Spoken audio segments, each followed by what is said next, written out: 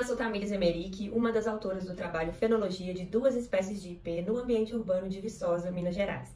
Além de mim, são autores desse trabalho Angeline Martini, Ana Cláudia Nogueira, Laísa Carvalho e Johannes Cardoso. Quando a gente fala de fenologia, a gente está se referindo ao estudo das características biológicas que se sucedem no desenvolvimento de uma espécie.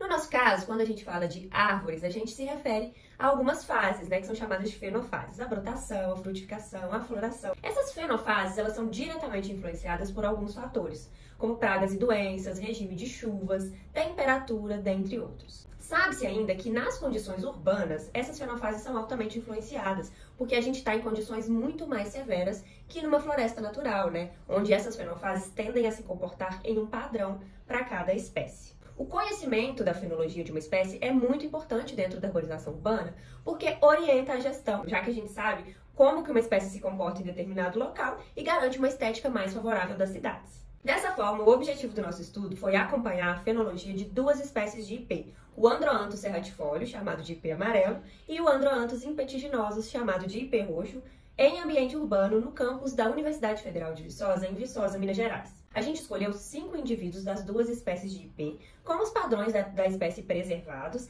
para esse acompanhamento que foi feito de forma quinzenal, entre maio de 2018 e abril de 2019.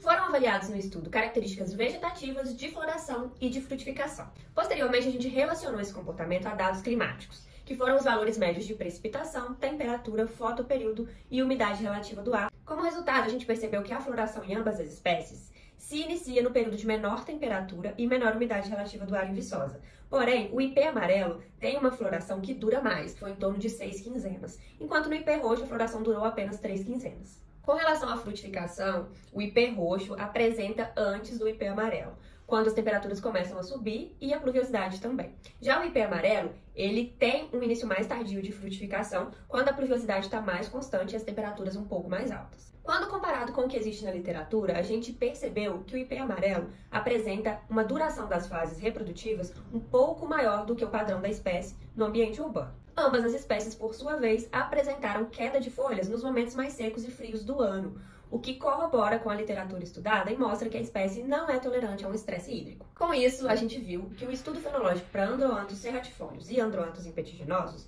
mostrou que as variáveis climáticas têm influência na duração das fenofases dessa espécie no ambiente urbano. Além disso, tornou possível determinar a duração das fases vegetativas e de reprodução de ambas as espécies.